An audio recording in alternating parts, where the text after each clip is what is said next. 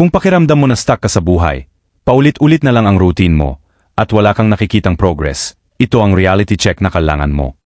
Kasi kung hindi mo sisimulan ang pagbabago ngayon, darating ang panahon na magsisisi ka kung bakit hindi ka kumilos habang may oras ka pa. Isa, responsibilidad sa sarili. Unang dapat mong tandaan, walang ibang tao ang mananagot sa buhay mo maliban sa'yo. Hindi mo pwedeng sisihin ang pamilya, ang kaibigan, o ang sitwasyon mo. Kung gusto mong umasenso, kailangan mong akuin ang full responsibility. Ang tunay na lalaki, hindi naghahanap ng excuse, gumagawa ng paraan. Walang kwenta ang reklamo kung wala ka namang aksyon. 2, disiplina kaysa motivation. Huwag kang umasa sa motivation. Dahil ang motivation, nawawala yan. Ang disiplina ang magdadala sa iyo sa success. Kahit wala sa mood, kahit pagod, kahit tamad ka, kung marunong kang magdisiplina sa sarili, ikaw yung tipo ng tao na kahit walang nakakakita, ginagawa pa rin ang tama. Tandaan, consistency beats intensity. 3, pag-iwas sa distractions. Kung gusto mong mag-improve, putulin mo yung mga bagay na umaagaw ng oras mo. Unlimited scroll sa social media. Toxic barkada. Walang kwentang bisyo. Yan ang dahilan kung bakit stuck ka.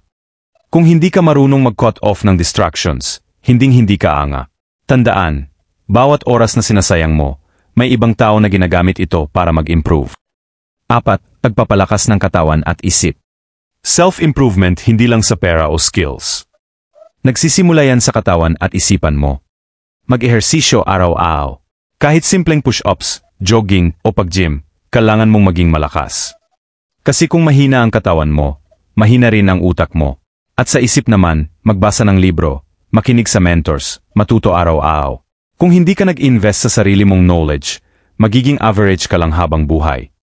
5, purpose at vision. Hindi sapat na basta nagtatrabaho ka lang o kumikilos ka lang. Dapat malinaw kung saan ka papunta. Ano ang vision mo? Ano ang goal mo?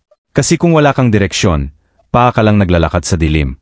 Ang tunay na lalaki, may plano, may purpose, at may lakas ng loob pa sundan ito kahit gaano kahirap.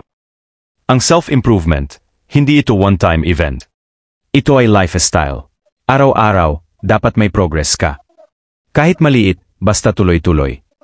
Tandaan, hindi mo kailangan maging perfect, kailangan mo lang maging mas mabuti kaysa kahapon.